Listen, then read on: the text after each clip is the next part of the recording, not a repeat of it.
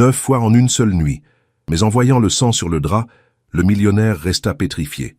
Le froid de février mordait Paris avec une intensité particulière ce soir-là. Les réverbères du boulevard Saint-Germain projetaient des halos orangés dans la bruine fine qui enveloppait la ville. Élise Fontaine resserra son écharpe en laine autour de son cou, ses doigts engourdis tenant fermement le carton d'invitation qu'elle avait reçu 3 jours auparavant. Vente aux enchères privées, Plaza Athénée, 20h. Elle n'aurait jamais imaginé mettre les pieds dans un endroit aussi prestigieux. Son petit atelier de restauration dans le Marais survivait à peine, mais Madame Beaumont, une cliente fidèle, avait insisté pour qu'elle vienne. « Tu dois élargir ton réseau, ma chérie. Les vrais collectionneurs seront là. » Élise poussa les portes tournantes de l'hôtel, et la chaleur l'enveloppa immédiatement.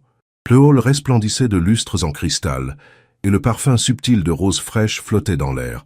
Elle se sentit aussitôt déplacée dans sa simple robe noire et ses ballerines. Autour d'elle, les femmes portaient des robes de créateurs et les hommes des costumes taillés sur mesure. « Mademoiselle, puis-je voir votre invitation ?» demanda un homme en smoking à l'entrée du salon Eiffel. Elle tendit le carton doré, le cœur battant. Il hocha la tête et s'écarta pour la laisser passer. La salle était somptueuse. Des tableaux de maîtres étaient exposés sur des chevalets éclairés par des spots directionnels. Une trentaine de personnes circulaient, coupe de champagne à la main, murmurant leurs commentaires sur les œuvres. Élise reconnut immédiatement un Modigliani et un petit Renoir. Elle s'approcha d'une toile représentant une scène de café parisien au crépuscule. Les coups de pinceau étaient magistraux, mais quelque chose dans les couleurs la troublait. Elle se pencha légèrement, plissant les yeux. « Le bleu de Prusse a viré », murmura-t-elle pour elle-même. « L'exposition à la lumière, probablement mal conservée pendant des décennies. » « Vous avez raison. » La voix grave, presque un murmure, la fit sursauter. Élise se retourna et se retrouva face à un homme qui sembla absorber toute la lumière de la pièce. Grand, vêtu d'un costume anthracite parfaitement coupé, il la regardait avec une intensité qui la déstabilisa. Ses yeux étaient d'un gris tempête, encadrés par des sourcils sombres. Une légère barbe de 3 jours sculptait une mâchoire anguleuse. « Je ne voulais pas... » bégaya-t-elle, embarrassée d'avoir été entendue. « Gabrielle Moncler, » dit-il simplement, sans tendre la main. « Vous êtes restauratrice ?»« Élise Fontaine, oui, comment ?» Seule une professionnelle remarquerait une altération de pigments dans cette lumière tamisée. Un léger sourire effleura ses lèvres, mais n'atteignit pas ses yeux. La plupart des gens ici ne voient que la signature et le prix estimé. Élise sentit ses joues s'empourprer. Je ne devrais probablement pas critiquer les œuvres à voix haute dans une vente aux enchères. Au contraire, l'honnêteté est rafraîchissante. Il fit un geste vers le tableau. Cette pièce appartenait à ma grand-mère. Elle l'a effectivement mal conservée, dans un salon exposé plein sud pendant 40 ans. Oh! Élise voulut disparaître sous terre. Je suis désolé, je ne voulais pas. Vous avez dit la vérité. C'est précisément pourquoi je cherche quelqu'un capable de le restaurer. Il la regarda, son regard la scrutant avec une intensité déconcertante. Seriez-vous intéressé? Le cœur d'Élise fit un bond. Une commande d'un collectionneur comme Gabrielle Moncler pourrait sauver son atelier pour les 6 prochains mois. Mais quelque chose dans sa présence la troublait profondément.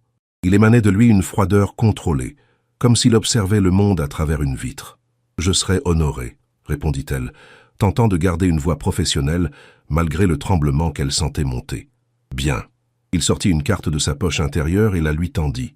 Leurs doigts se frôlèrent brièvement, et Élise ressentit une décharge électrique remonter le long de son bras.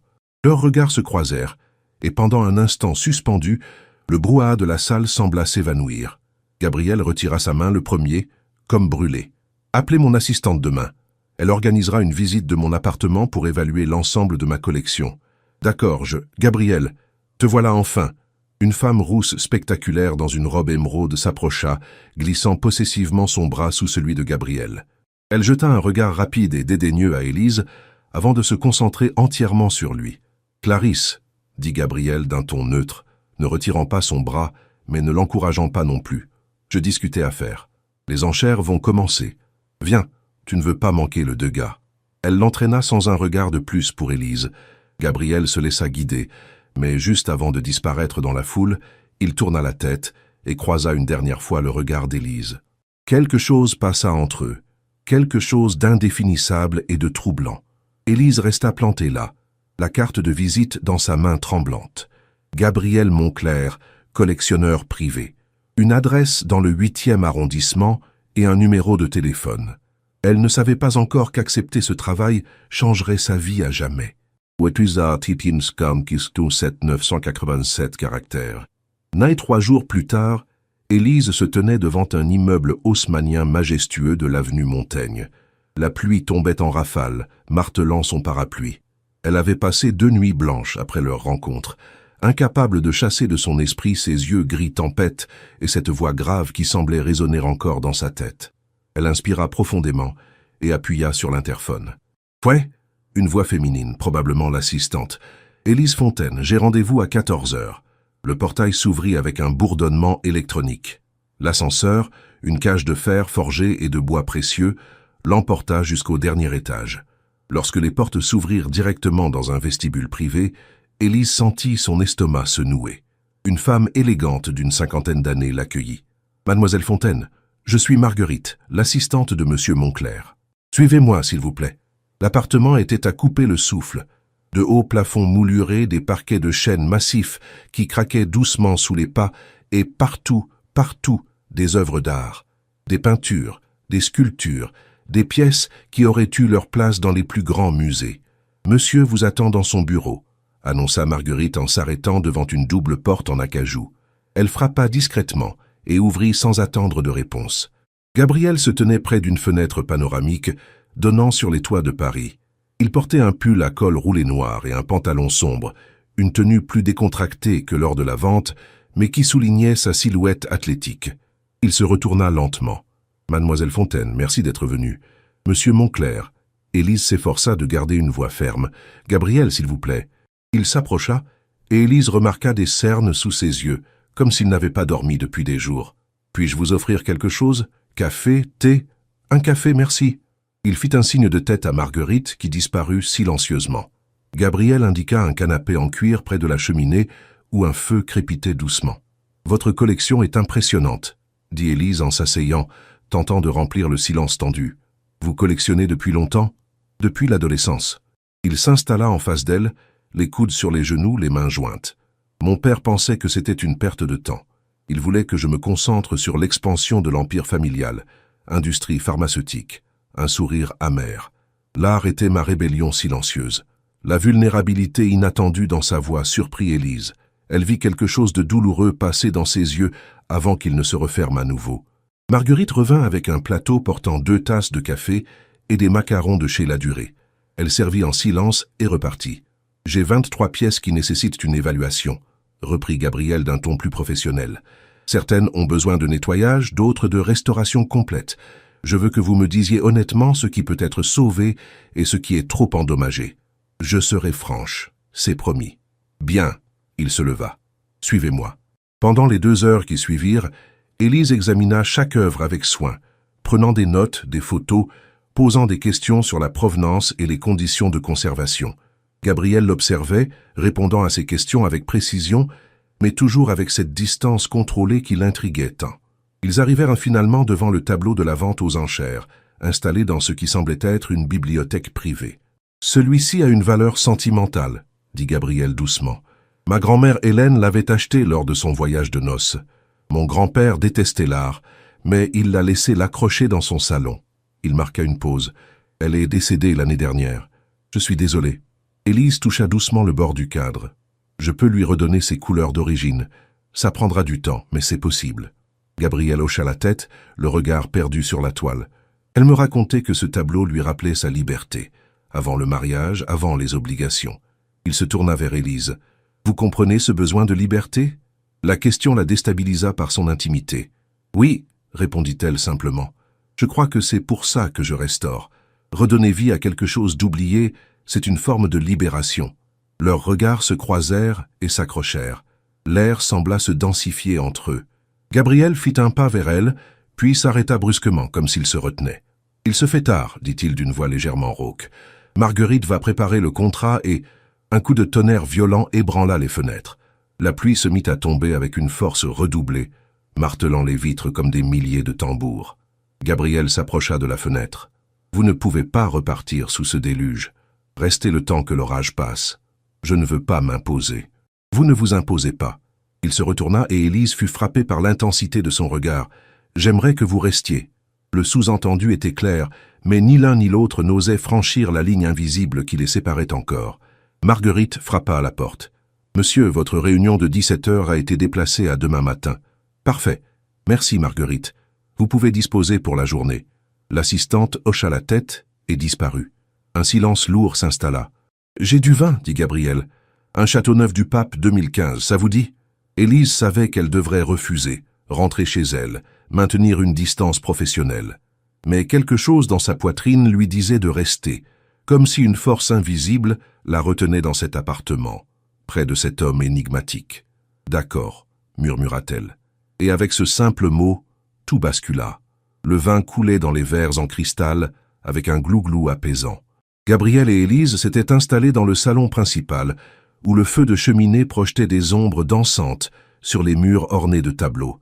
L'orage continuait de marteler Paris, transformant la ville lumière en un paysage aquatique et flou derrière les immenses baies vitrées. « À quoi trinquons-nous » demanda Élise, tenant délicatement son verre. Gabriel la regarda longuement, comme s'il cherchait ses mots. Aux rencontres inattendues. Leurs verres tintèrent doucement.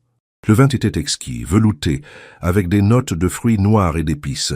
Élise sentit la chaleur se diffuser dans sa poitrine, dissipant lentement la tension qui l'habitait depuis son arrivée. « Parlez-moi de vous, » dit Gabriel, en s'enfonçant dans le canapé, son regard ne la quittant pas. « Comment devient-on restauratrice d'art » Élise sourit faiblement. « C'est une longue histoire.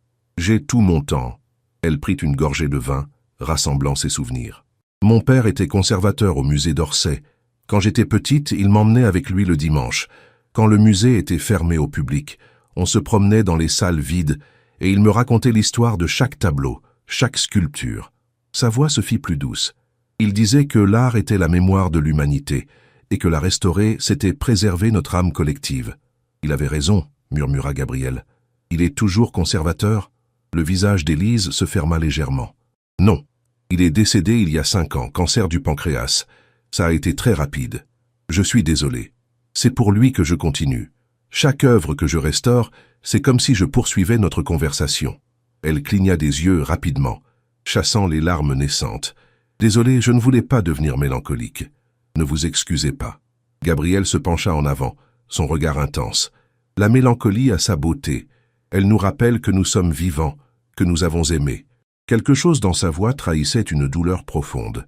Élise se sentit soudain moins seule. « Et vous » demanda-t-elle doucement. « Pourquoi cette passion pour l'art » Gabriel se leva et marcha vers la fenêtre, son verre à la main. La pluie coulait en ruisseau sur la vitre, fragmentant les lumières de la ville en milliers de diamants liquides. « Mon enfance a été froide » commença-t-il, le dos toujours tourné. « Mon père, Philippe Moncler, était un homme puissant mais incapable d'affection. Ma mère est partie quand j'avais 8 ans. Elle ne supportait plus. Il but une gorgée de vin. J'ai grandi dans des pensionnats suisses, puis anglais. Des institutions prestigieuses où on m'apprenait à diriger des empires, pas à ressentir des émotions. » Élise sentit son cœur se serrer. « C'est terrible. Ma grand-mère Hélène était la seule qui... » Il s'interrompit, la voix légèrement brisée. « Elle était la seule qui me voyait comme un enfant, pas comme un héritier. Les étés que je passais chez elle, dans sa maison en Provence, étaient les seuls moments où je me sentais vivant. » Il se retourna, et Élise vit des larmes briller dans ses yeux gris, qu'il tentait de contenir. Elle m'a appris à regarder l'art différemment.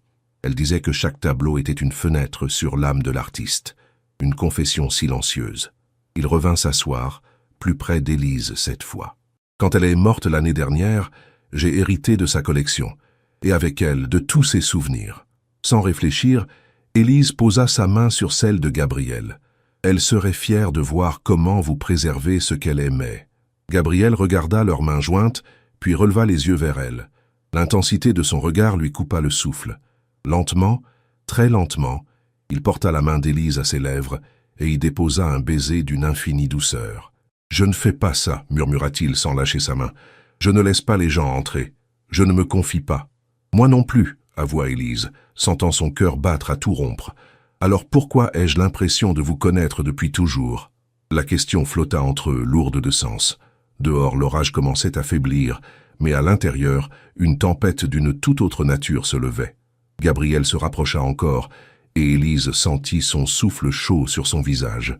Ses yeux gris étaient devenus presque noirs, dilatés par le désir et une vulnérabilité qu'il ne cherchait plus à cacher. « Élise » murmura-t-il, son prénom comme une prière sur ses lèvres. « Si nous franchissons cette ligne, je ne sais pas si je pourrais... » « Chut !»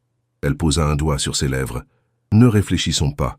Juste pour ce soir. » Ce fut Gabriel qui franchit les derniers centimètres, capturant ses lèvres dans un baiser qui les électrisa tous les deux. C'était doux au début, presque hésitant, puis devint plus profond, plus urgent. Élise sentit les mains de Gabriel dans ses cheveux, sur son dos, l'attirant contre lui, comme s'il avait peur qu'elle s'évapore. Elle répondit avec la même ferveur, toutes ses barrières s'effondrant. Ses doigts trouvèrent le col de son pull, glissèrent sur sa nuque dans ses cheveux sombres. Quand ils se séparèrent enfin, à bout de souffle, Gabriel posa son front contre le sien. « Ma chambre est à l'étage, » dit-il d'une voix rauque. « Mais je ne veux pas te brusquer. Si tu veux partir, je comprendrai. » Élise le regarda droit dans les yeux. Elle savait qu'elle devrait partir, que c'était de la folie, qu'ils se connaissaient à peine. Mais quelque chose de plus fort que la raison la poussait vers lui. « Je ne veux pas partir, » murmura-t-elle. Gabriel se leva et lui tendit la main. Élise la prit sans hésiter. L'escalier en colimaçon menait à une mezzanine où s'ouvrait une immense suite. La chambre était sobre mais luxueuse. Un lit king-size aux draps blancs immaculés, des murs gris anthracite, des œuvres abstraites aux murs. Les baies vitrées donnaient sur une terrasse privée où la pluie continuait de tomber doucement. Gabriel ferma la porte derrière eux et se retourna vers Élise. Dans la pénombre de la chambre, éclairé seulement par les lumières de la ville, il semblait encore plus imposant, plus magnétique. « Es-tu sûr ?» demanda-t-il une dernière fois. Pour toute réponse, Élise vint vers lui et l'embrassa à nouveau, avec une passion qui répondait à toutes les questions. Ce qui se passa ensuite fut à la fois impétueux et infiniment tendre. Gabriel guida Élise vers le lit, ses mains explorant chaque courbe de son corps avec une révérence presque religieuse, comme s'il découvrait une œuvre d'art précieuse. « Tu es magnifique », murmura-t-il contre sa peau, embrassant son cou, ses épaules, descendant lentement. Élise frissonna sous ses caresses, ses propres mains découvrant le corps sculpté de Gabriel lorsqu'il retira son pull. Il était musclé sans être excessif, sa peau chaude sous ses doigts tremblants. Leurs vêtements tombèrent un à un, abandonnés sur le parquet de chêne. Lorsqu'ils se retrouvèrent nus l'un contre l'autre dans les draps blancs, le monde extérieur cessa d'exister. La première fois fut intense, presque désespérée, comme si tous deux essayaient de combler des années de solitude à travers cette fusion. Gabriel était à la fois dominant et attentif, lisant chaque réaction du corps d'Élise, ralentissant quand elle avait besoin de douceur, s'intensifiant quand elle le suppliait de ne pas s'arrêter. « Gabriel » gémit-elle, accrochée à ses épaules, perdue dans les sensations qui déferlaient en vagues de plus en plus puissantes. « Je te tiens » murmura-t-il contre son oreille, ses mouvements se faisant plus profonds, plus urgents. « Laisse-toi aller. » Et elle se laissa aller, s'abandonnant complètement dans un orgasme qui la fit trembler de tout son corps. Gabriel la suivit quelques secondes plus tard, son visage enfoui dans son cou, prononçant son prénom comme une litanie. Ils restèrent enlacés, leur respiration se calmant progressivement, leur cœur battant à l'unisson. « C'était... » commença Élise. « Incroyable !» termina Gabriel, relevant la tête pour la regarder. Ses yeux gris brillaient d'une émotion qu'elle n'arrivait pas à déchiffrer. « Je n'ai jamais ressenti ça. » « Moi non plus. » Il l'embrassa doucement, tendrement, puis roula sur le côté, l'attirant contre lui. Élise posa sa tête sur son torse, écoutant les battements réguliers de son cœur. Ils parlèrent pendant des heures, allongés dans le noir, se racontant leur vie, leurs peurs, leurs rêves. Gabriel lui parla de la pression de reprendre l'empire familial, de sa lutte constante pour rester fidèle à lui-même. Élise lui confia ses doutes sur son atelier, sa peur de ne jamais être assez bonne, assez reconnue. « Tu es exceptionnelle », dit Gabriel en caressant ses cheveux. « Ton père serait fier. » Ces mots simples firent monter les larmes aux yeux d'Élise. Personne ne lui avait dit ça depuis si longtemps. Ils firent l'amour une deuxième fois, plus lentement cette fois, s'explorant avec curiosité et émerveillement. Puis une troisième fois, dans la douche, l'eau chaude ruisselant sur leurs corps enlacés. La quatrième fois fut contre le mur de la chambre, féroce et primitive. La cinquième sur le canapé du salon, où ils étaient redescendus chercher du vin. À chaque fois, c'était différent. À chaque fois, le lien entre eux semblait se renforcer, comme si leur corps parlait un langage que leurs mots ne pouvaient exprimer. La 6e fois, de retour dans le lit, Gabriel murmura « Je ne veux pas que tu partes. Je ne veux pas partir non plus. » La 7e fois fut la plus tendre face à face, leurs regards ancrés l'un dans l'autre, leurs mains entrelacées. À la 8e, vers 3 heures du matin, Élise était épuisée mais insatiable. Quelque chose en elle s'était libéré, une partie d'elle-même qu'elle avait gardée enfermée pendant des années. « Encore !» supplia-t-elle, et Gabriel obéit, malgré sa propre fatigue. La 9e fois, alors que l'aube commençait à pointer à l'horizon, fut presque spirituelle. Ils bougeaient ensemble dans un rythme parfait, leur respiration synchronisée, perdue dans un état second où la frontière entre eux deux n'existait plus. Quand ce fut terminé, ils s'effondrèrent dans les draps, complètement exténués. Gabriel attira Élise contre lui, son bras protecteur autour d'elle. « Dors !» murmura-t-il en embrassant son front. Élise sombra immédiatement dans un sommeil profond. Gabriel se réveilla quelques heures plus tard, la lumière du matin filtrant à travers les rideaux. Il se tourna vers Élise, un sourire sur les lèvres, prêt à réveiller doucement cette femme extraordinaire qui avait bouleversé son monde en une seule nuit. Mais son sourire se figea. Sur les draps blancs immaculés, autour du corps endormi d'Élise, s'étalèrent des taches de sang. Pas énormément, mais assez pour être visibles. Assez pour que Gabriel sente son cœur s'arrêter dans sa poitrine. « Mon Dieu !» murmura-t-il, paralysé. Ses mains se mirent à trembler. Il regarda ses propres mains, cherchant des traces de sang, essayant de comprendre ce qui s'était passé. L'avait-il blessé? Avait-il été trop brutal? Trop intense? Les souvenirs de la nuit défilèrent dans son esprit. 9 fois. Ils avaient fait l'amour 9 fois. C'était de la folie. Comment avait-il pu être si égoïste, si inconscient? « Élise !» dit-il d'une voix étranglée, la secouant doucement par l'épaule. « Élise, réveille-toi !» Elle gémit doucement, ouvrant lentement les yeux. Son regard encore embué de sommeil croisa celui de Gabriel, et elle lui sourit. « Bonjour !» murmura-t-elle d'une voix ensommeillée. Mais Gabriel ne souriait pas. Son visage était livide, ses yeux élargis par la peur. « Élise, il y a du sang. » Elle se redressa brusquement, regardant autour d'elle. Quand elle vit les taches sur les draps, son visage devint blanc comme un linge. « Oh non !» murmura-t-elle, portant une main à sa bouche. « Oh non, non, non. »« Je t'ai blessé ?» demanda Gabriel, sa voix se brisant. « Je suis désolé, j'aurais dû faire plus attention, j'aurais dû... » « Non. » Élise secoua la tête, des larmes coulant sur ses joues. « Ce n'est pas toi, ce n'est pas ta faute. »« Alors quoi ? Élise, parle-moi, qu'est-ce qui se passe ?» Elle le regarda et dans ses yeux, Gabriel vit une terreur qui lui glaça le sang. « Je dois te dire quelque chose, » murmura-t-elle. « Quelque chose que je n'ai jamais dit à personne. » Gabriel attendait, le cœur battant la chamade, pendant qu'Élise serrait les draps contre sa poitrine. Elle évitait son regard, les larmes continuant de couler silencieusement sur ses joues.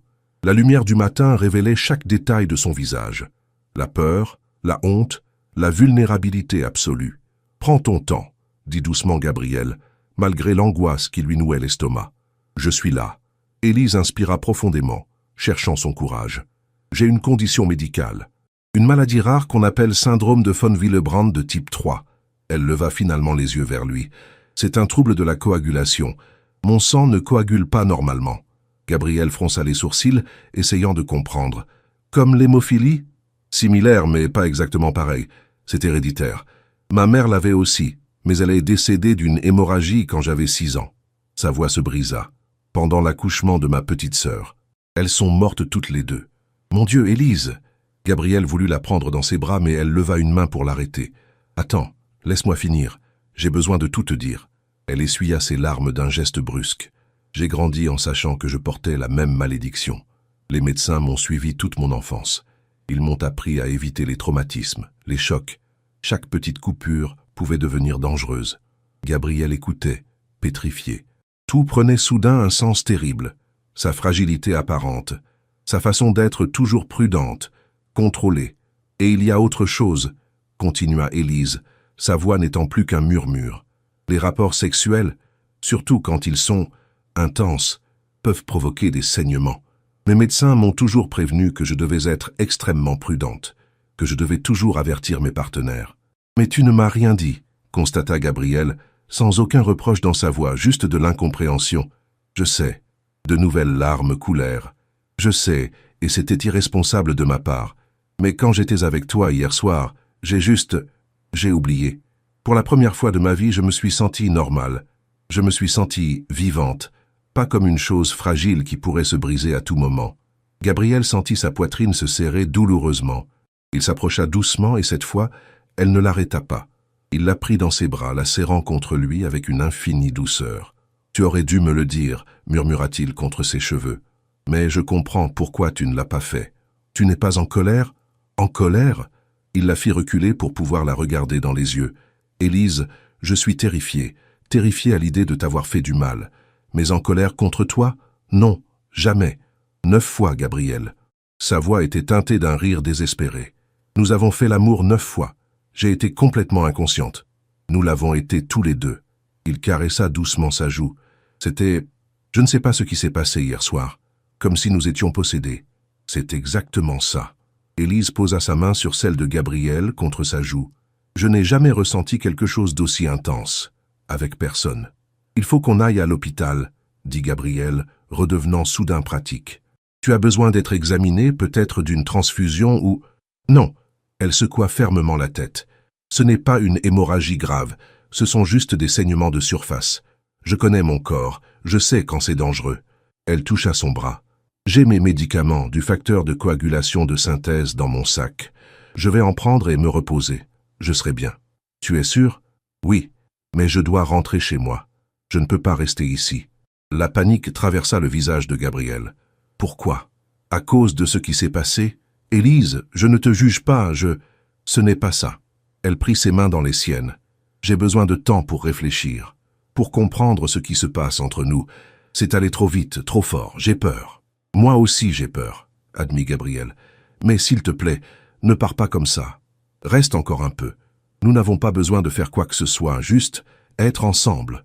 Élise le regarda longuement, cherchant dans ses yeux gris quelque chose qu'elle semblait trouver. D'accord, mais je dois prendre mes médicaments d'abord. Je vais chercher ton sac. Pendant qu'il descendait au salon, Élise se leva prudemment et alla dans la salle de bain attenante. Elle se regarda dans le miroir, échevelée, les lèvres gonflées, des marques rouges sur son cou et ses épaules. Elle ressemblait à quelqu'un qui avait été totalement consumé par la passion. Et c'était exactement ce qui s'était passé. Gabriel revint avec son sac et attendit derrière la porte pendant qu'elle s'injectait le médicament. Quand elle ressortit, vêtue du peignoir en soie qu'il lui avait laissé, il l'attendait avec un verre d'eau et 2 comprimés. « Du paracétamol », expliqua-t-il, « pour la douleur. »« Merci. » Elle avala les comprimés et but toute l'eau. « Viens. » Il la guida vers le lit où il avait changé les draps. « Allonge-toi.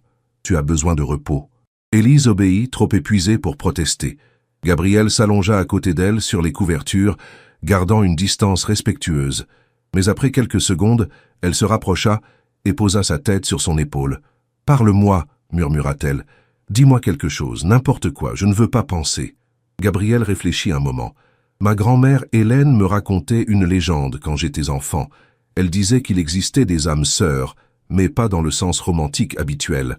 Elle parlait d'âmes qui se reconnaissent à travers le temps, qui portent les mêmes blessures et qui, quand elles se rencontrent, peuvent se guérir mutuellement. « C'est beau, » murmura Élise, ses paupières devenant lourdes.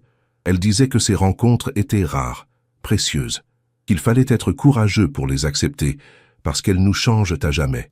Il marqua une pause. « Je crois que c'est ce qui nous arrive. » Élise leva les yeux vers lui. « Tu le penses vraiment? »« Oui. Je ne crois pas aux coïncidences. Je ne crois pas que tu sois entré dans ma vie par hasard. » Il embrassa son front. « Mais nous devons être prudents maintenant. Je ne veux plus jamais te mettre en danger. Gabriel, ce qui s'est passé cette nuit, c'était magique. Je ne le regrette pas. Moi non plus. Mais nous devons trouver un équilibre. Je veux être avec toi, mais pas au prix de ta santé. » Élise sourit faiblement. « Nous trouverons un moyen. Ensemble. »« Ensemble », répéta Gabriel. Elle ferma les yeux et s'endormit en quelques minutes, bercée par les battements réguliers du cœur de Gabriel et la chaleur de son corps près du sien. Gabriel, lui, resta éveillé longtemps, la regardant dormir, se demandant comment cette femme avait réussi à briser en une seule nuit toutes les défenses qu'il avait passé des années à construire.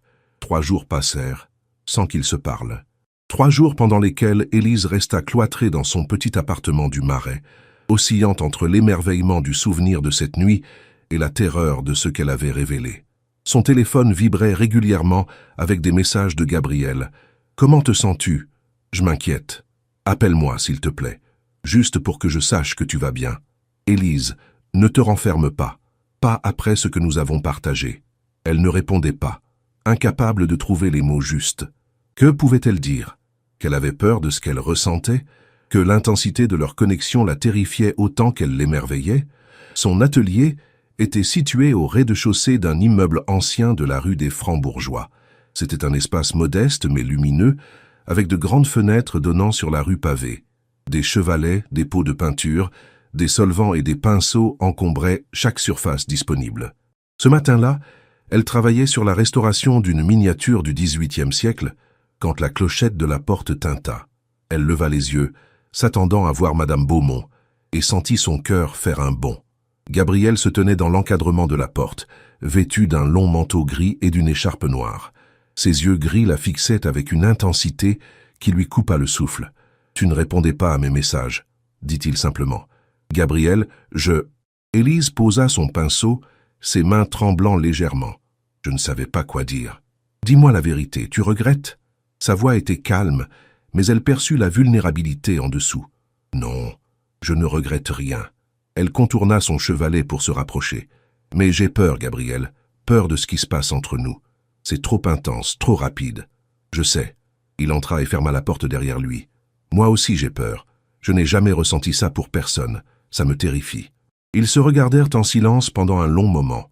La tension électrique entre eux palpable même à distance. « J'ai consulté des médecins, » dit soudain Gabriel. « Des spécialistes de ton syndrome.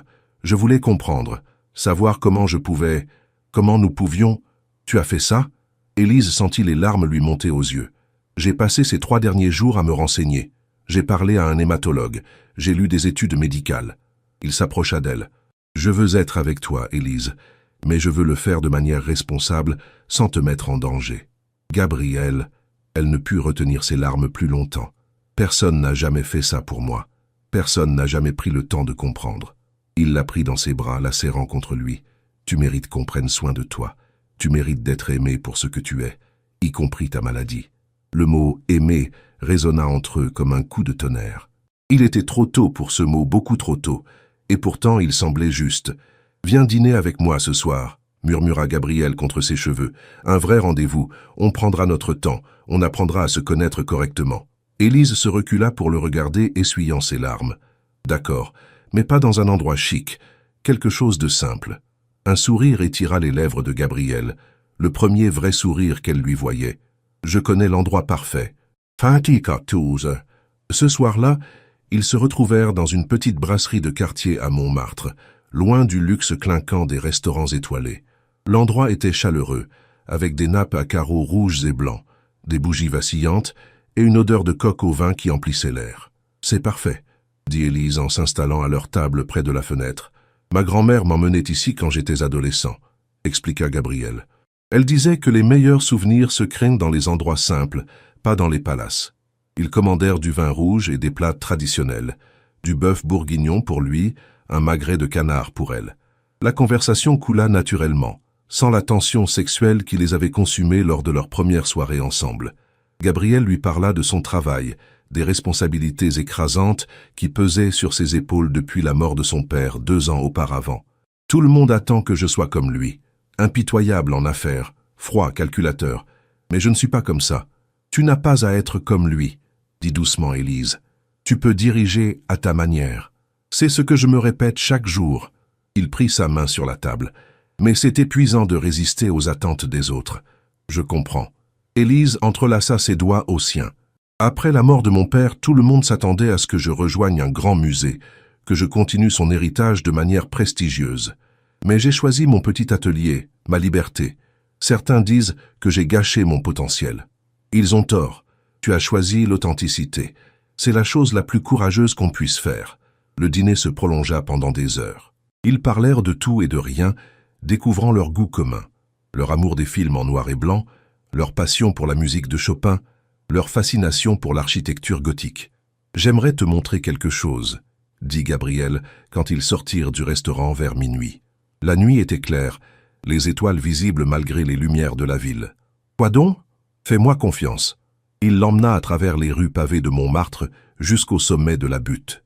Devant eux se dressait le Sacré-Cœur, sa silhouette blanche lumineuse se découpant contre le ciel nocturne. « C'est magnifique, » murmura Élise. « Ce n'est pas ça que je veux te montrer. » Gabriel la guida jusqu'à un point de vue sur le côté, d'où tout Paris s'étalait en contrebas, un océan de lumière scintillante. « Quand j'étais adolescent et que je revenais de pension, dit Gabriel, je venais ici la nuit.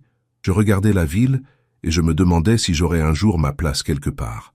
Si je serais jamais autre chose que l'héritier Montclair. » Élise se rapprocha de lui, glissant son bras sous le sien. « Et maintenant ?»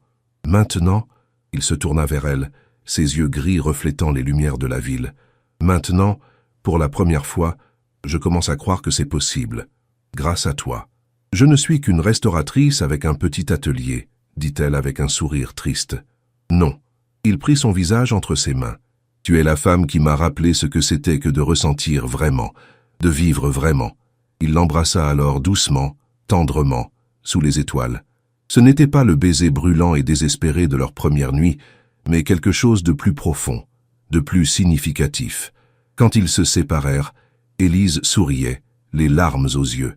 « Je crois que je suis en train de tomber amoureuse de toi. » Gabriel sourit en retour, une vraie joie illuminant son visage. « C'est parfait, parce que je suis déjà tombé. » Main dans la main, ils restèrent là pendant 1 heure, regardant leur ville, parlant de l'avenir avec une prudence teintée d'espoir. Ni l'un ni l'autre ne savaient que les véritables défis ne faisaient que commencer.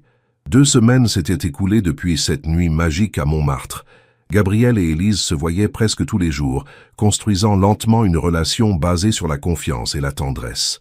Ils avaient fait l'amour à nouveau, mais avec prudence, Gabriel ayant appris à reconnaître les signes de fatigue d'Élise, s'arrêtant toujours avant qu'elle ne soit en danger. Ce matin de mars, le printemps commençait timidement à pointer à Paris. Les bourgeons éclataient sur les marronniers, et une lumière dorée baignait les rues encore humides de la dernière pluie. Élise travaillait dans son atelier quand son téléphone sonna. Un numéro inconnu. « Allô ? Mademoiselle Fontaine ? Ici, Maître Dubois, notaire. » Une voix masculine, professionnelle. « Je vous contacte au sujet de la succession de votre père, Monsieur Jean-Marc Fontaine. » Élise fronça les sourcils. « La succession ? Mais ça a été réglé il y a 5 ans. » « Pas entièrement. Nous avons découvert l'existence d'un coffre-fort au nom de votre père à la Banque de France. Nous avons besoin de vous pour l'ouvrir. Seriez-vous disponible demain matin ? » Le cœur d'Élise s'accéléra. « Oui, bien sûr. À quelle heure ?» Après avoir noté les détails, elle raccrocha, troublée. Son père n'avait jamais mentionné de coffre-fort. Que pouvait-il contenir? Elle appela Gabriel. « Tu es occupé ? Jamais trop pour toi. Que se passe-t-il? J'ai besoin que tu viennes avec moi demain, à la banque. C'est compliqué à expliquer par téléphone. J'y serai. Tu veux que je passe ce soir? S'il te plaît. » Ça, toi. Gabriel arriva en fin d'après-midi avec des fleurs et des croissants de chez Pierre Hermé. Il trouva Élise assise sur le canapé de son petit appartement, entourée de vieilles photos de son père. « Et, dit-il doucement, s'agenouillant devant elle, « qu'est-ce qui se passe ?» Elle lui expliqua l'appel du notaire, ses yeux rouges d'avoir pleuré. « Je ne comprends pas pourquoi il ne m'en a jamais parlé. Nous étions si proches. Pourquoi aurait-il des secrets? Peut-être voulait-il te protéger de quelque chose. » Gabriel s'installa à côté d'elle, l'attirant contre lui. « Nous le saurons demain. » Cette nuit-là, ils dormirent enlacés, Gabriel veillant sur Élise, qui fit des cauchemars peuplés de souvenirs fragmentés de son père. Le lendemain matin, ils se rendirent à la Banque de France, un imposant bâtiment du XIXe siècle dans le 1er arrondissement. Maître Dubois, un homme chauve d'une 60aine d'années, les accueillit dans un bureau feutré. « Mademoiselle Fontaine, monsieur ?»« Montclair. Gabriel Montclair. Je suis avec Élise. » Le notaire hocha la tête et les guida vers les caves de la banque, où s'alignaient des centaines de coffres forts. Il s'arrêta devant le numéro 347, inséra sa clé maître, puis tendit une petite clé dorée à Élise. « C'était dans les affaires personnelles de votre père. Nous l'avons retrouvé récemment. » Élise prit la clé d'une main tremblante. Gabriel posa sa main sur son épaule en signe de soutien. « Prenez votre temps, » dit le notaire. « Je vous attends dehors. » Quand ils furent seuls, Élise inséra la clé et tourna. Le coffre s'ouvrit avec un clic métallique. À l'intérieur se trouvaient plusieurs enveloppes. un journal intime à la couverture en cuir usé et une petite boîte en velours. Élise sortit d'abord le journal, l'ouvrant à une page au hasard. L'écriture de son père, si familière, lui sauta aux yeux. 15 mars 1998. Aujourd'hui, j'ai appris la vérité sur la mort de ma femme. Ce n'était pas juste une complication médicale. Il y a eu des erreurs, de la négligence. Le docteur Arnaud Moreau a caché son incompétence derrière des rapports falsifiés. Marie et notre petite Sophie sont mortes à cause de lui. Et je ne peux rien faire. Rien. Sa famille est trop puissante, trop connectée. Si je parle, je risque de tout perdre, y compris Élise. Élise porta une main à sa bouche, les larmes coulant instantanément. Mon Dieu! Gabriel lut par-dessus son épaule, son visage devenant grave. Ton père savait. Il a su toute sa vie. Élise feuilleta frénétiquement le journal, découvrant page après page les tourments de son père, sa lutte entre le désir de justice et la peur de perdre sa fille unique. Il avait enquêté en secret, rassemblé des preuves, mais n'avait jamais osé les utiliser. Dans une des enveloppes se trouvaient des documents médicaux, des témoignages anonymes d'infirmières, des preuves accablantes contre le docteur Moreau. Pourquoi ne m'a-t-il jamais rien dit? Sanglota Élise. Il voulait te protéger, dit Gabriel en l'enlaçant. Il avait peur de ce qui pourrait arriver si tu connaissais la vérité. Élise ouvrit la petite boîte en velours. À l'intérieur se trouvait une alliance en or blanc et une lettre pliée adressée à « Ma chère Élise ». D'une main tremblante, elle déplia la lettre. « Ma chère fille, si tu lis ceci, c'est que je ne suis plus là pour te protéger. Je suis désolé de t'avoir caché la vérité pendant si longtemps. Ta mère et ta sœur ne sont pas mortes d'une fatalité médicale. Elles ont été tuées par l'incompétence et l'arrogance d'un homme qui n'aurait jamais dû exercer la médecine. J'ai passé 20 ans à rassembler ces preuves, mais je n'ai jamais eu le courage de les utiliser. J'avais trop peur de te perdre, toi aussi. La famille Moreau est puissante, influente. Arnaud Moreau est aujourd'hui directeur de l'hôpital Saint-Louis. Il continue d'exercer, de mettre d'autres vies en danger. Je te laisse le choix que je n'ai jamais eu le courage de faire. Utiliser ces preuves pour obtenir justice ou les laisser enterrer avec moi. Quelle que soit ta décision, sache que je t'aime plus que tout au monde. Tu es mon plus beau miracle, ma raison de vivre après la tragédie. Papa qui t'aime à jamais. Élise s'effondra dans les bras de Gabriel, secouée de sanglots incontrôlables. Toute sa vie avait été construite sur un mensonge de protection. Son père avait porté ce fardeau seul pendant 20 ans. « Qu'est-ce que je dois faire ?» murmura-t-elle entre deux sanglots. Gabriel la serra plus fort, embrassant ses cheveux. « C'est ta décision, mais quelle qu'elle soit, je serai avec toi. » Le docteur Moreau continue d'exercer. Il pourrait tuer d'autres personnes. Elle leva vers lui des yeux rouges mais déterminés. « Je dois faire quelque chose. Pour ma mère, pour ma sœur, pour mon père qui n'a jamais pu. Alors nous le ferons, » dit Gabriel fermement. Ensemble.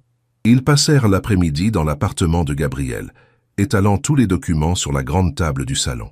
Gabriel fit venir son avocat personnel, Maître Rousseau, un homme brillant spécialisé dans les affaires médicales. « C'est du solide, » dit l'avocat après avoir examiné les preuves. « Très solide. Mais je dois vous prévenir, mademoiselle Fontaine. La famille Moreau ne se laissera pas faire. Ils ont des connexions au plus haut niveau de l'État.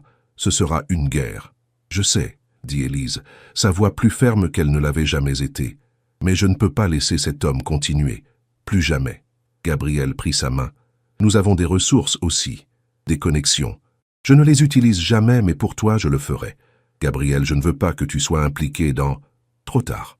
Il sourit tristement. « Tu es dans ma vie maintenant. Tes combats sont mes combats. » Maître Rousseau ferma sa mallette. « Je vais commencer à préparer le dossier. Mais soyez prêts. Une fois que nous lancerons cette procédure, il n'y aura pas de retour en arrière. »« Je suis prête, » affirma Élise.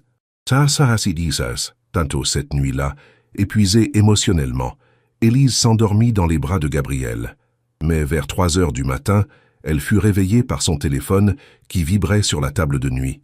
Un message d'un numéro inconnu. « Oubliez ce que vous avez trouvé. Certains secrets doivent rester enterrés. C'est un avertissement amical. » Le sang d'Élise se glaça. Elle secoua Gabriel pour le réveiller. « Quoi? Qu'est-ce qui se passe ?» demanda-t-il, immédiatement alerte. Elle lui montra le message. Le visage de Gabriel s'assombrit dangereusement. « Comment savent-ils déjà ?»« Je ne sais pas. » Élise sentit la peur la submerger. « Gabriel, peut-être que je ne devrais pas. » Non. Il l'attrapa par les épaules, plongeant son regard dans le sien. « C'est exactement ce qu'ils veulent. Ils veulent te faire peur, te faire reculer. Mais nous ne reculerons pas. Tu m'entends? Nous ne reculerons pas. J'ai peur. Moi aussi. Mais nous sommes plus forts ensemble. Il l'embrassa tendrement. Personne ne te fera de mal, je te le promets. Élise voulait le croire, mais quelque chose lui disait que la bataille qui s'annonçait serait la plus difficile de sa vie. Les 2 semaines suivantes furent un tourbillon. Maître Rousseau déposa officiellement une plainte contre le docteur Arnaud Moreau pour homicide involontaire et falsification de documents médicaux. L'affaire fit immédiatement les gros titres.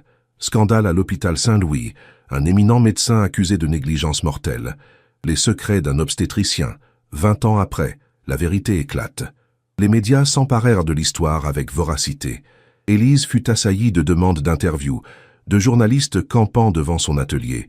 Gabriel engagea une équipe de sécurité pour la protéger. « Je ne peux plus sortir de chez moi », dit Élise un soir, effondrée sur le canapé de Gabriel. « C'est un cauchemar. Je sais, mais ça passera. » Gabriel massait doucement ses épaules tendues. « L'avocat dit que nous avons toutes les chances de gagner. Ce n'est pas ça qui m'inquiète. » Elle se tourna vers lui, le visage marqué par la fatigue. « C'est toi, ta réputation, ton entreprise.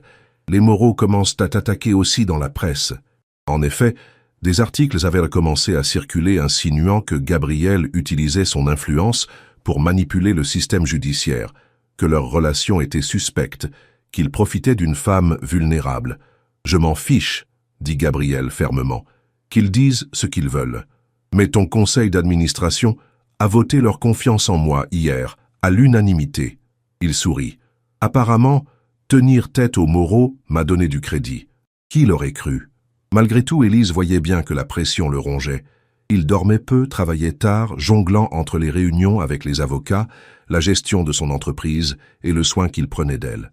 Un soir, alors qu'il dînait dans l'appartement de Gabriel, trop dangereux de sortir avec les paparazzi, Clarisse débarqua sans prévenir. « Gabriel, chérie, il faut qu'on parle », lança-t-elle en entrant, ignorant totalement Élise.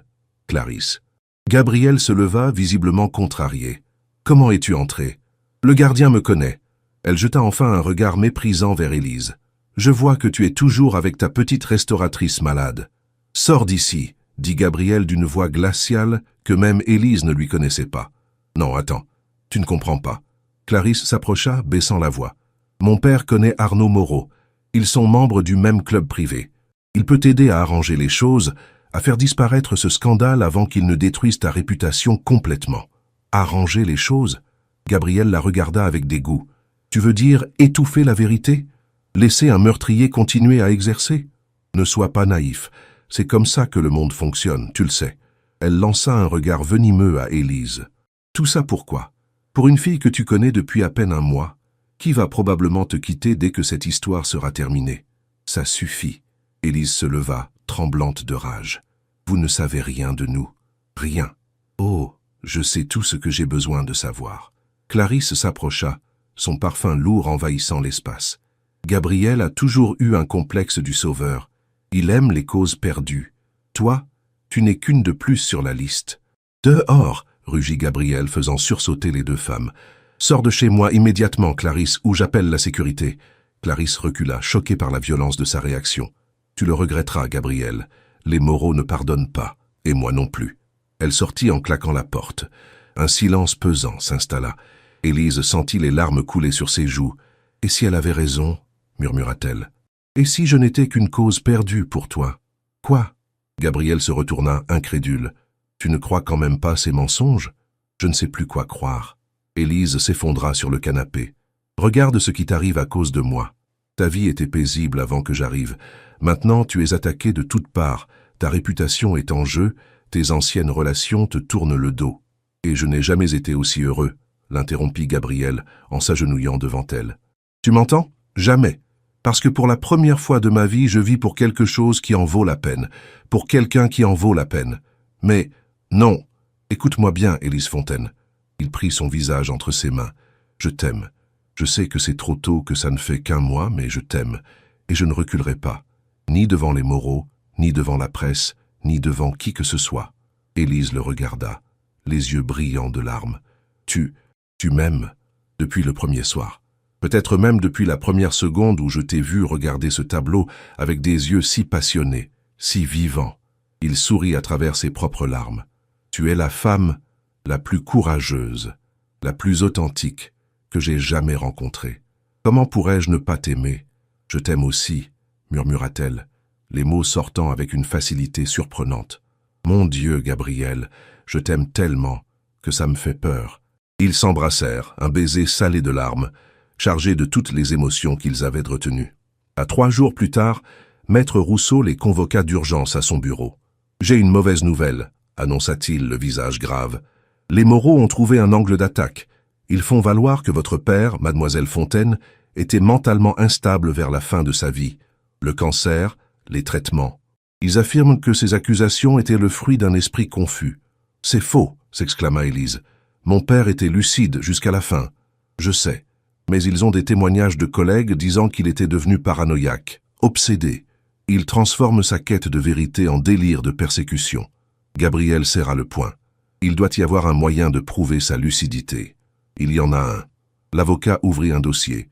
Les infirmières qui ont fourni les témoignages anonymes à votre père. Si nous pouvons les convaincre de témoigner publiquement, leur version corroborera tout.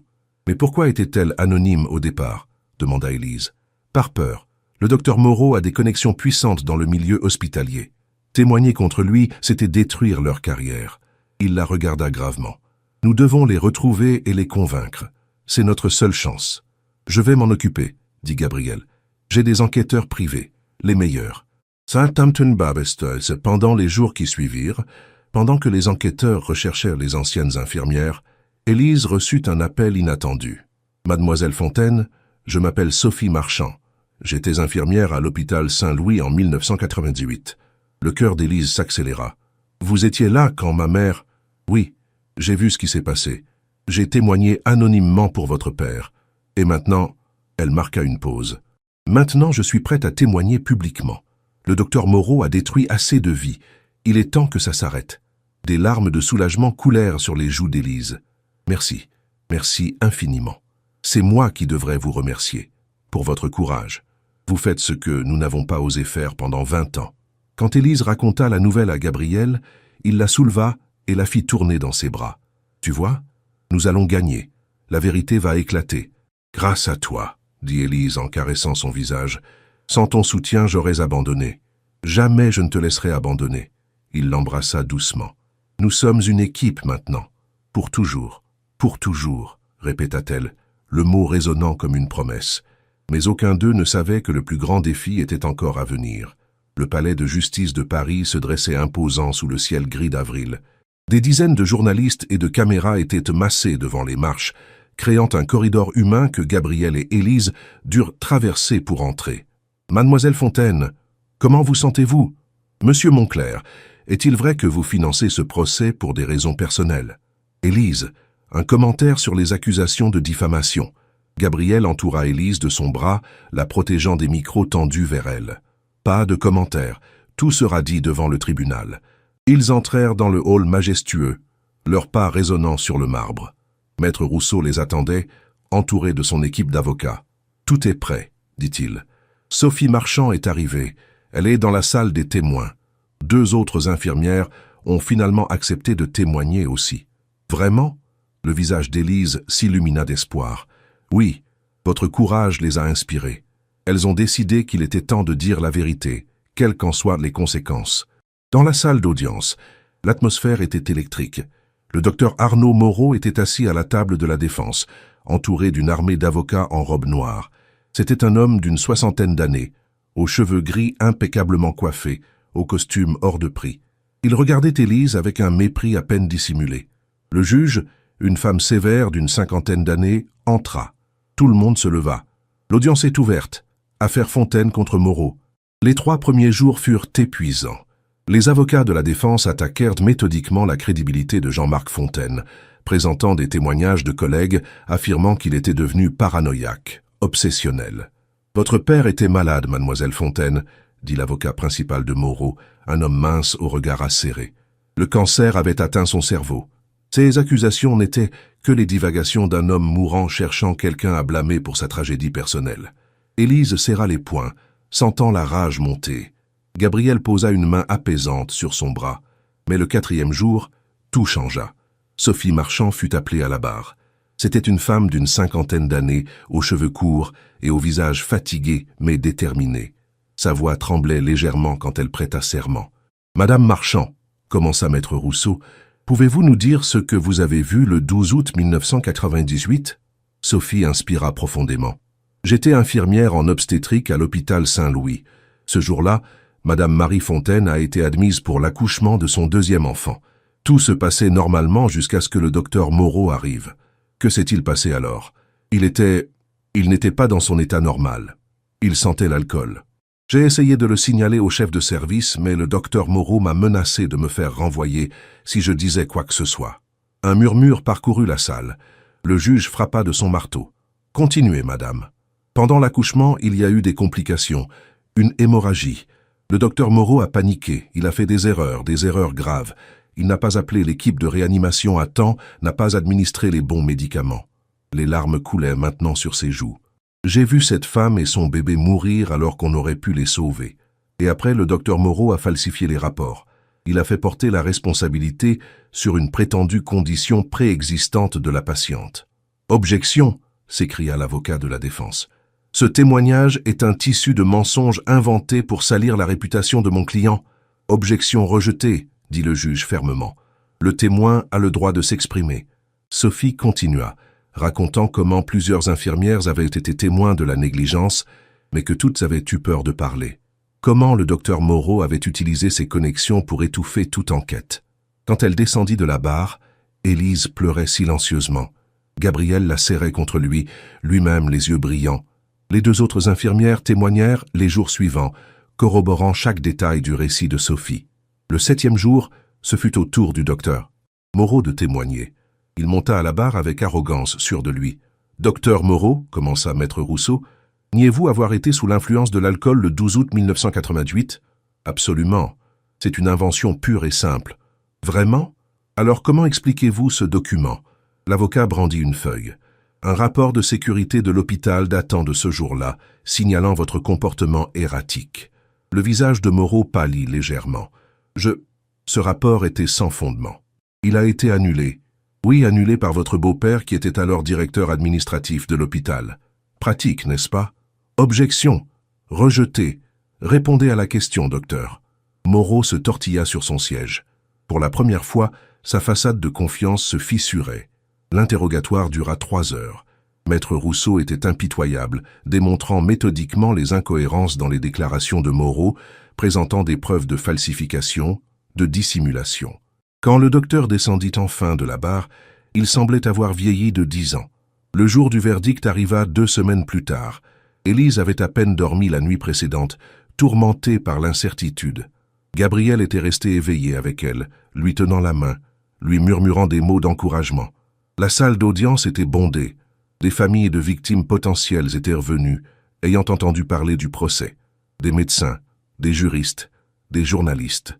Tout le monde retenait son souffle. Le juge entra. Le silence était absolu. Après avoir examiné toutes les preuves et entendu tous les témoignages, commença-t-elle, cette cour est arrivée à un verdict. Le cœur d'Élise battait si fort qu'elle craignait qu'il n'explose. Le docteur Arnaud Moreau est reconnu coupable d'homicide involontaire avec circonstances aggravantes, de falsification de documents médicaux et d'obstruction à la justice. Des cris de soulagement et de joie éclatèrent dans la salle. Élise s'effondra dans les bras de Gabriel, secouée de sanglots incontrôlables. « Il est condamné à 10 ans de prison », continua le juge par-dessus le tumulte, « et à l'interdiction définitive d'exercer la médecine.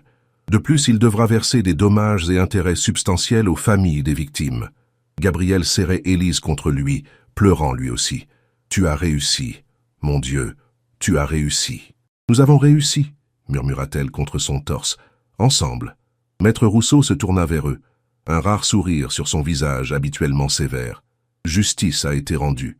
Votre père serait fier. » Élise hocha la tête, incapable de parler. Elle pensait à son père, à ces 20 années de silence qu'il avait portées. Elle espérait qu'où qu'il soit, il savait enfin que la vérité avait éclaté. À la sortie du tribunal, ils furent assaillis par les journalistes.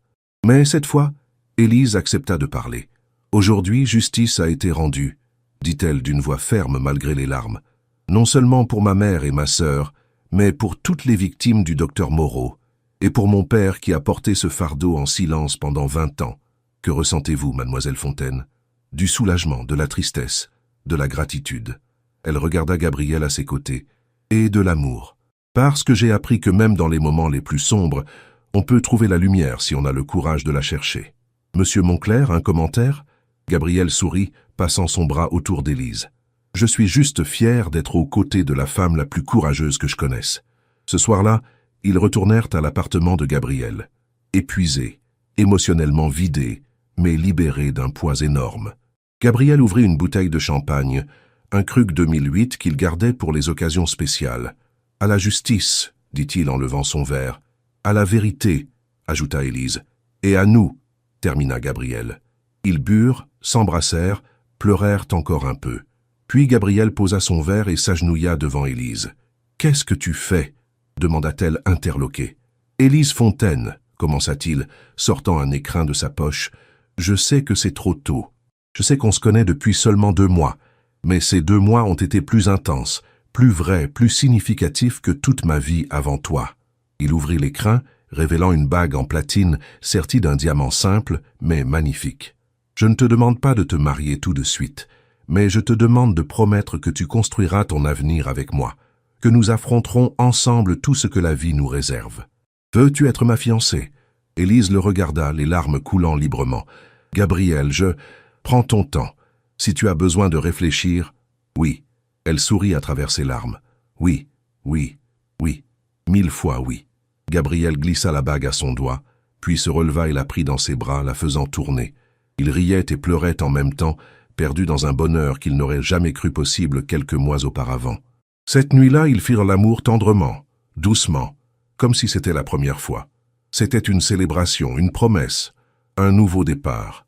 6 mois plus tard, par une douce journée d'octobre, Élise se tenait devant le miroir de la suite nuptiale du château de Villette, à quelques kilomètres de Paris. Sa robe de mariée en dentelle ivoire était simple mais élégante, avec de fines bretelles et une traîne légère. Ses cheveux étaient relevés en un chignon souple, quelques mèches encadrant son visage. « Tu es magnifique », dit Madame Beaumont, qui avait insisté pour être présente pour l'aider à se préparer. « Ton père serait si fier. » Élise toucha le collier qu'elle portait, l'alliance en or blanc de sa mère transformée en pendentif. « Je crois qu'il est là, d'une certaine manière. » Un coup discret à la porte. Sophie Marchand entra, vêtue d'une robe bleu marine.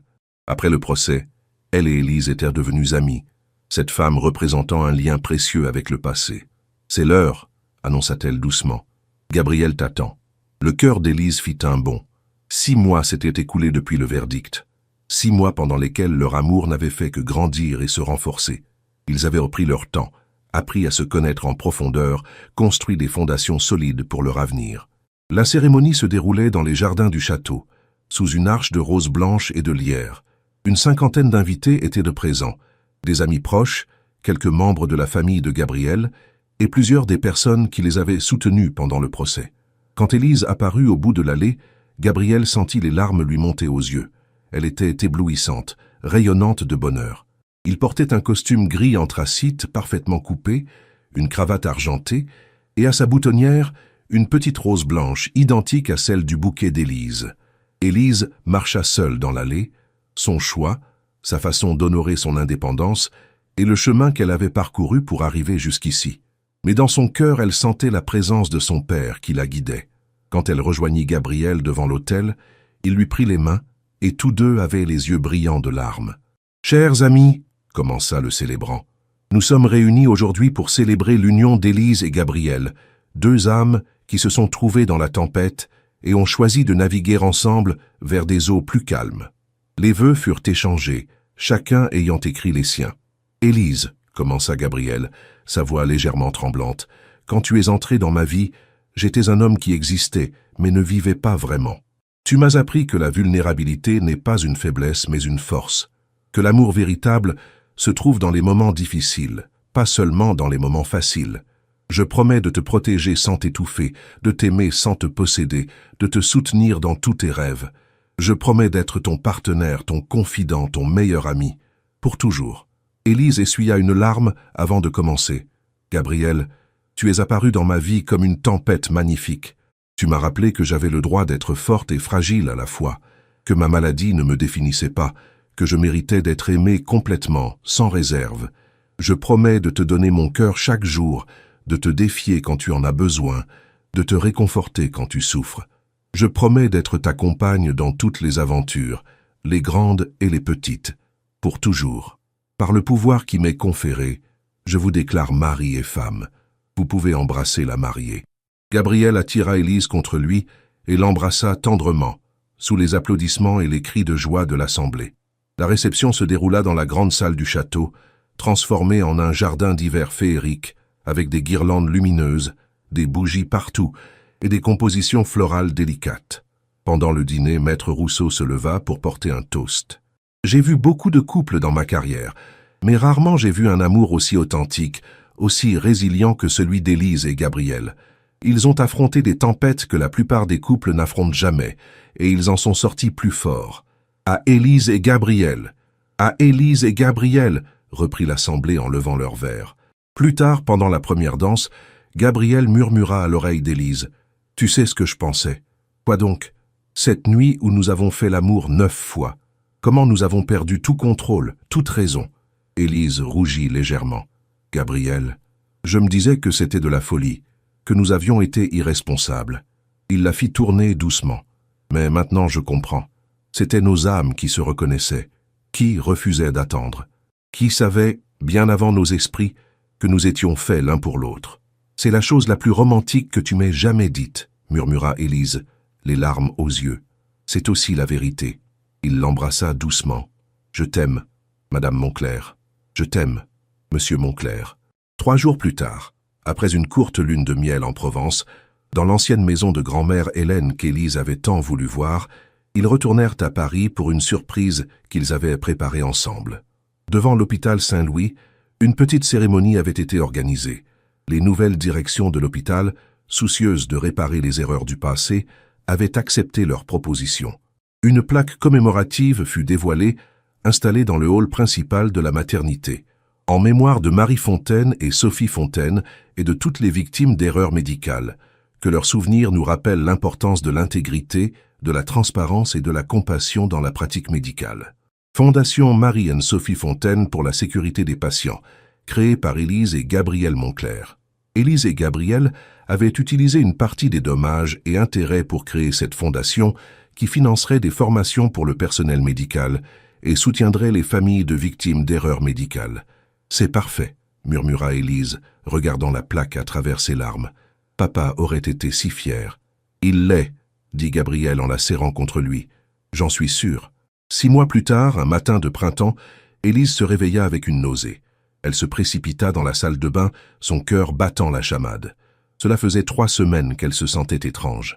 Elle avait mis ça sur le compte du stress du nouveau projet de restauration qu'elle avait accepté pour le Louvre.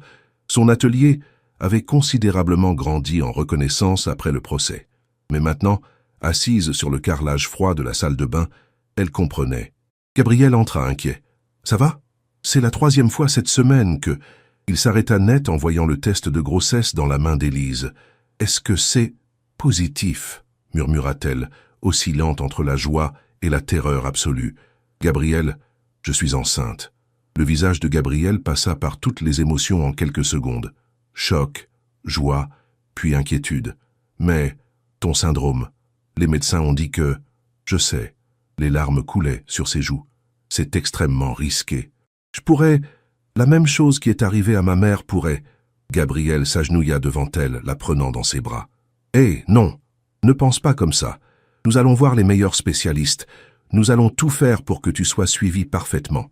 La médecine a progressé en 27 ans. Tu as raison. » Élise inspira profondément, posant une main sur son ventre encore plat. « Et tu sais quoi? Je ne vais pas vivre dans la peur. Ma mère n'aurait pas voulu ça. Mon père n'aurait pas voulu ça. Alors nous le faisons ?» demanda Gabriel, un sourire tremblant sur ses lèvres. « Nous le faisons. » Elle l'embrassa. Ensemble, comme toujours. Épilogue. 2 ans plus tard. Le jardin de leur nouvelle maison à Neuilly brillait sous le soleil de juin. Des rires d'enfants emplissaient l'air, mélangés aux conversations des adultes et à la musique douce qui jouait en arrière-plan. Gabriel poussait doucement une balançoire, où était assise une petite fille de 18 mois aux cheveux sombres et aux yeux gris, réplique parfaite de son père. « Encore, papa, encore !» criait-elle dans son langage encore hésitant. « Marie réclame toujours plus !» dit Élise en s'approchant, portant un plateau de limonade. Elle portait une robe d'été légère qui soulignait une nouvelle grossesse, encore discrète. La première grossesse avait été difficile, nécessitant une surveillance médicale constante et des injections quotidiennes de facteurs de coagulation. Mais avec une équipe médicale exceptionnelle et le soutien indéfectible de Gabriel, Élise avait donné naissance par césarienne programmée à une petite fille en parfaite santé qu'ils avaient nommée Marie, comme sa grand-mère. « Comment te sens-tu » demanda Gabriel, posant une main protectrice sur son ventre. « Mieux que la dernière fois, étrangement. » Elle sourit. « Je crois que mon corps sait ce qu'il fait maintenant. » Autour d'eux, leurs invités profitaient de la garden party, célébrant le 2e anniversaire de leur mariage. Sophie Marchand était là, avec son mari. Madame Beaumont conversait avec Maître Rousseau, et même Marguerite, l'ancienne assistante de Gabriel, était présente avec sa famille. « Tu es heureuse » demanda Gabriel, attirant Élise contre lui. « Plus que je n'aurais jamais cru possible. » Elle regarda leur fille, qui riait aux éclats, puis leva les yeux vers son mari. « Tu te souviens de cette première nuit, quand tout a basculé? Comment pourrais-je oublier ?» Gabriel sourit. « 9 fois, un record que nous n'avons jamais battu depuis, et que nous ne battrons probablement jamais, » rit Élise. « Mais ce n'est pas grave. Nous avons trouvé quelque chose de mieux que la passion dévorante. » « Quoi donc ? L'amour qui dure. Celui qui se construit jour après jour, dans les moments ordinaires et extraordinaires. Celui qui transforme 2 personnes brisées en une famille. » Gabriel l'embrassa tendrement. « Je t'aime, Élise Monclerc. Je t'aime, Gabriel. Pour toujours. » Petite Marie courut vers eux en criant « Maman, papa !» et ils la soulevèrent ensemble, formant une étreinte familiale parfaite. Dans le ciel, un rayon de soleil perça les nuages, illuminant le jardin d'une lumière dorée. Quelque part, Élise aimait à penser que son père, sa mère et sa petite sœur veillaient sur eux, enfin en paix, voyant que l'amour et la justice avaient finalement triomphé. L'histoire qui avait commencé par 9 nuits de passion incontrôlée et du sang sur des draps blancs s'était transformée en quelque chose de bien plus précieux, une vie partagée, construite sur la confiance, le courage et un amour inébranlable. Et c'était le plus beau des épilogues.